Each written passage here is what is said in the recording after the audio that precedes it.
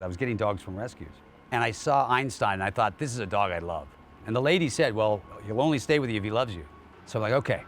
So she came here with a, do you hear a leaf blower? Those are family members. I have my son out there with a leaf blower. They got to make a living. That's my advice. Get to work, pal. And Einstein, he showed up at the house with the woman from this Cocker Spaniel rescue place. I panicked as she was driving up the driveway. I was like, what if the dog doesn't like me? So I ran into the kitchen and I had some Italian meatballs and I rubbed them on my feet. When he came to the door, he threw himself at me like I was the second coming. And she's like, I've never seen him react like this. And I'm like, And then next thing you know, I had Einstein for a few years.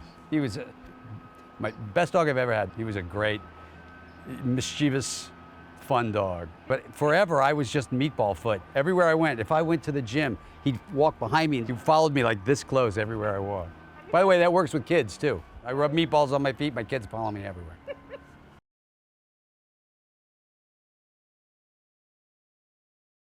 The name of the movie is The Midnight Sky. I haven't been acting very much, but this was a part that, the minute I read it, I thought I was probably the right guy to play the part. I actually questioned everything I've ever done in my life.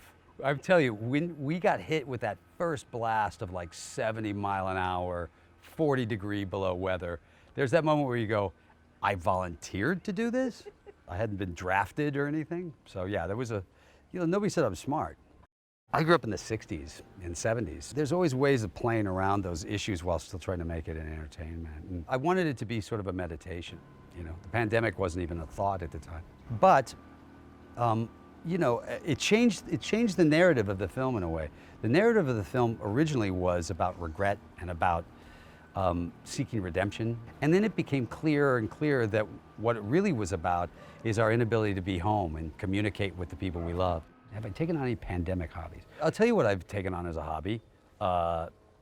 2 or 3 loads of laundry a day, dishes all fucking day because these kids are all slobs. Apparently you have to wash them every once in a while. I cut his hair, I cut my hair. But I've always cut my own hair. You don't cut your daughter's hair? We haven't cut it, it's down to here. She looks gorgeous. No, I don't mess with her hair. I'd get in trouble if I did. My wife would kill me. I always said that the real work for an actor is not the acting job. That's not the hard part. The hard part is the day in, day out auditioning, because that's the work. You have to learn the lines knowing that there's about a 1 in 100 chance, or probably much less than that you get the job. I'm a big props guy. I remember I took a dog in on one audition and just held it on my arm. There's no dog in the scene. I just held it on my arm. It was for Family Ties. I just carried the dog on my arm, and every time I said a line, I go, and I didn't even acknowledge the dog was under my arm. I didn't get the job, so clearly it didn't work. I would have a phone and pull it out. This is in the old days when there weren't cell phones. Pull it out with a cord sticking out of your jacket or something. I did an episode of The Golden Girls. There was some robber that was staking them out or something. I was on Murder, She Wrote. I didn't get murdered, but I didn't murder. That might have been my favorite just because of all the people. I got to do really weird, a show called Street Hawk that was sort of a spin-off of Knight Rider, and I played my evil twin.